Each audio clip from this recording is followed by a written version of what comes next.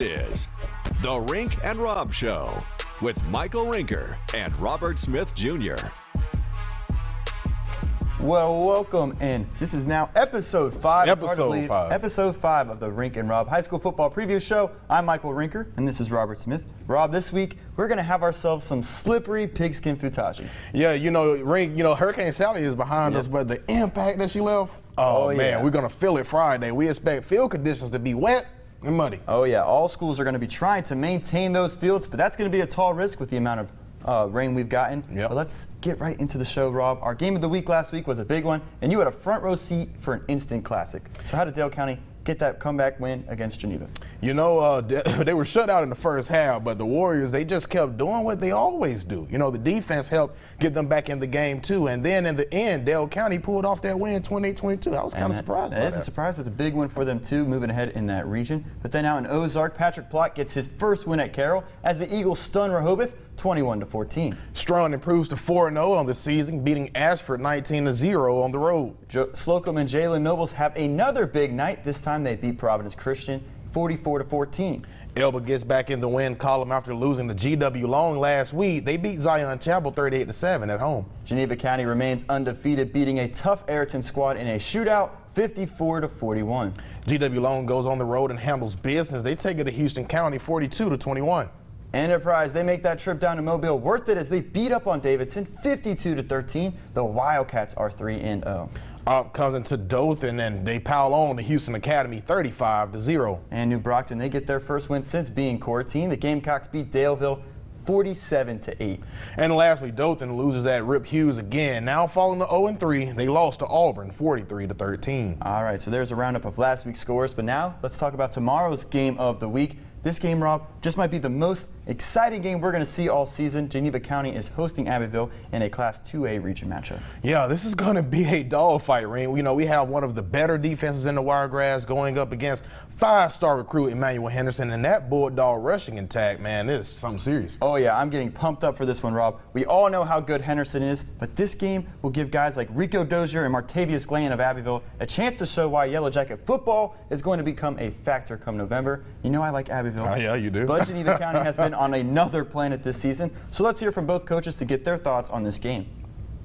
It's just, what we're trying to do as coaches is instill in them. Let's compete with ourselves. We're not competing with just, Geneva County or just, we need to make sure that we, that we don't beat ourselves. They got a lot of seniors and a lot of positive leadership, and they're going to cause us a lot of problems. So, man, I tell you what, it's going to be a fun game to be a part of just because of the fact you're going to have to play your best to have a chance. Okay, Robert, this is probably going to be the hardest game for me to pick all year. Yeah. Last year it was the Yellow Jackets won. They won 50-20. That's a 30-point. But this Bulldogs team, there's something different. Yeah. But with that being said, I think the Abbeville Yellow Jackets continue to buzz. They win 34-32, very tight one. Yeah, these are two talented teams, and this will be a very good game, but I can't go against Emmanuel Henderson, man. I just can't.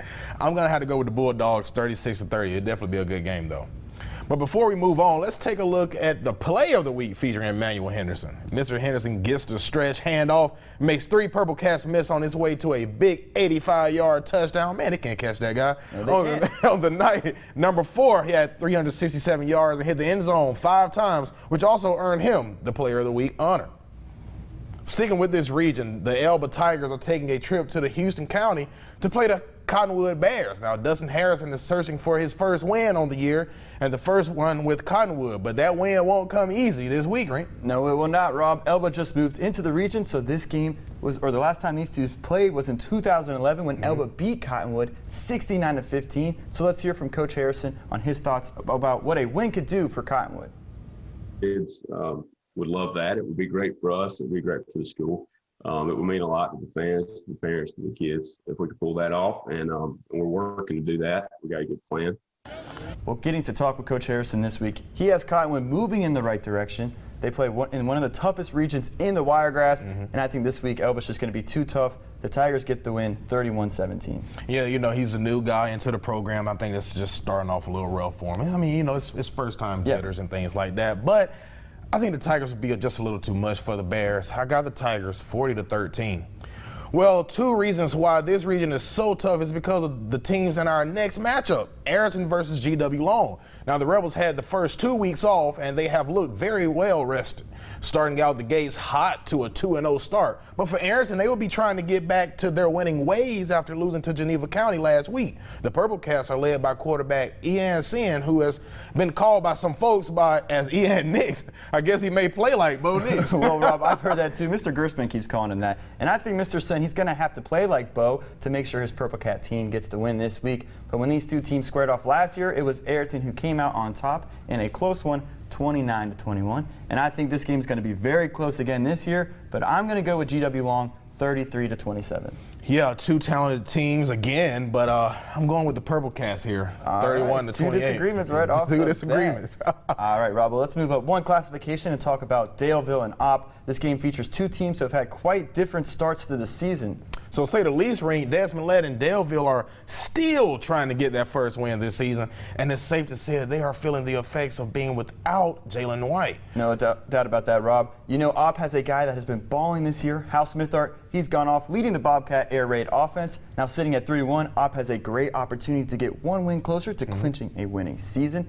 So, Rob, who do you have in this game?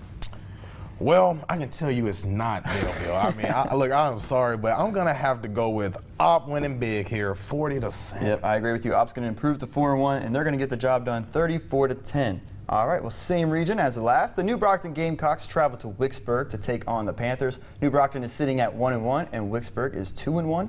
Yeah, last year it was Wicksburg who took the win in this game, and then they did it again. They did it big, 42-7, but they are coming off an unplanned bye week after Northside Methodist had to cancel 2 games. So who do you think? You think Coach Cox and the Panthers come out slow tomorrow, Ring? What you think? I think they're going to be ready. This team is an older bunch, and I actually had a brief talk with Coach Cox yesterday. He said the Panthers are going to attack the way they usually do, but New Brockton, they are riding the momentum of last week's big win against Daleville. So I think this should be a neck-and-neck game, probably one of the closest ones we'll see this week. Yeah. But I think Wicksburg's going to get the win at home, 30-29. Yeah, I know New Brockton. That's a pretty good team. I do like them, but you know they had to they got delayed due to the quarantine things and stuff like that. But I'm gonna go with you know what? I'll go with New Brockton here. I think they get the job done. We're not gonna agree on anything today. Houston Academy hits the road to Geneva County to play the SLOCOMB Red Tops. Now, SLOCOMB has been an angry bunch recently, winning back-to-back games by 30 or more. A large part of the offensive firepower has been junior Jalen Nobles, coming off a 5-touchdown performance 2 weeks ago. Now, he matched that last week, scoring the rock 3 times while adding 237 yards. You know, he told Sam Batchelor and I that he had highlights on deck for the season, and man, he's executing that to say the least. This week, he would try to do it again when he takes on that Raider defense. I think Mr. Nobles is going to have another big night, and SLOCOMB's going to improve to 3-1. They beat HA 44-20. You know, HA, they've been surprising us a little bit by scoring some good bit of points. But I like the Red Tops here, and I think it would be pretty convincing for SLOCOMB. So I'm going 50-17. Right, that is pretty convincing. Our first agreement, I believe. Well, Rob, this next game is a matchup of the big dogs. The Enterprise Wildcats take their undefeated record up to Phoenix City to play the Red Devils. This 7A Region 2 game should be a great way for Rick Darlington to prove to the state that his Wildcat team is here to make some noise. I know that's right, Rink. Enterprise has made noise in the Wiregrass by winning big in back-to-back weeks. So this one could be full of highlights. The last time we talked about Central Phoenix City, it was when Ed Ribby Eufaula's Tigers beat them in week 1. So, Rink, who do you take in this 7A matchup? Again, this is one of those toss-ups. I think this might be a surprise to some, but I think Enterprise is they're going to get the job, prove they're legit. They got the experience to show for it. They're going to win 29-24. If Enterprise win this game, they are super legit. Rick Darlington is cooking with fire. But I got to go with Central in here, man. Give me Central in the close one, though. 31-24. All right, that is a close one. Now, this next matchup is a region game, Rink, and one of these teams are still looking for their first win in the region. Now, who is that team? The ASHFORD Yellow Jackets. They are 0-3, and they'll be up against a solid 2-2 Geneva Panthers football team. Now, the Panthers, they're coming off a loss, too, as they let the game last week get away against Dale County in the second half, which we mentioned in the first game. Yes, indeed, but it was a dogfight for sure. But you know what, Rob? ASHFORD is winning the all-time series 21-14, and the last time these two teams met on the gridiron was in 2005. So I'm sure they will be excited to meet in this reunion. So, Rob, will the Yellow Jackets get their first win on the season and spoil the Panthers' perfect home record? Or will the Panthers bounce back and get into the win column?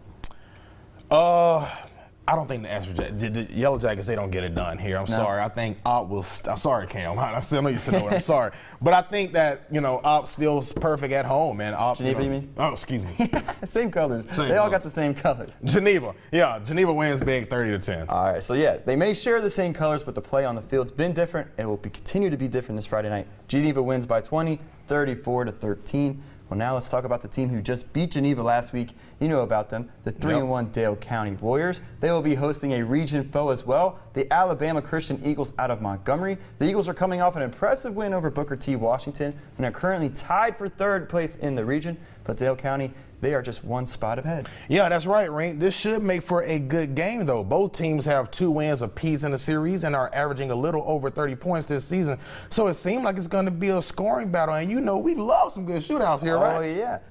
So speaking of that, in last year's games, the Warriors, they lost the fight by 22 points. But what's the outcome this time?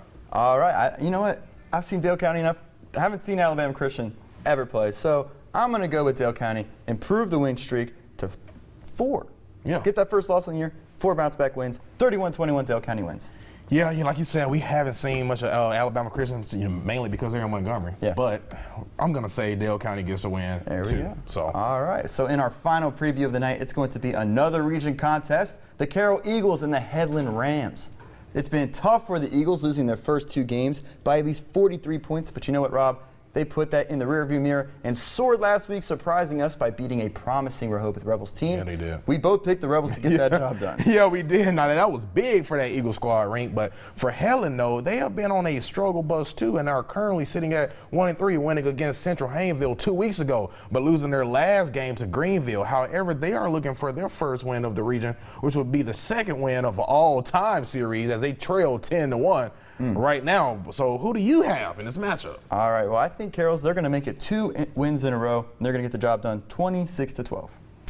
Yeah, I'm going to go with Carroll here, too. It's going to come down to who can move that ball. Both defenses let up a good bit of points, but it's going to come down to who can move the ball, who's going to score on that offense. But I think Carroll gets the job. Oh, yeah, and I think all these games tomorrow night are going to be big on ball security. A lot of the coaches I was talking with, they're talking about a wet field, a wet ball, and how that's going to impact the turnover the battle. Yeah. And you know what they say, you win the turnover battle, you tend on winning the game. So that's going to be huge for everybody this week. And that, like I said, is our final preview of the night. So it's my favorite time of the day. We're going to take a look at how we did last week in our picks. And you know what, Rob?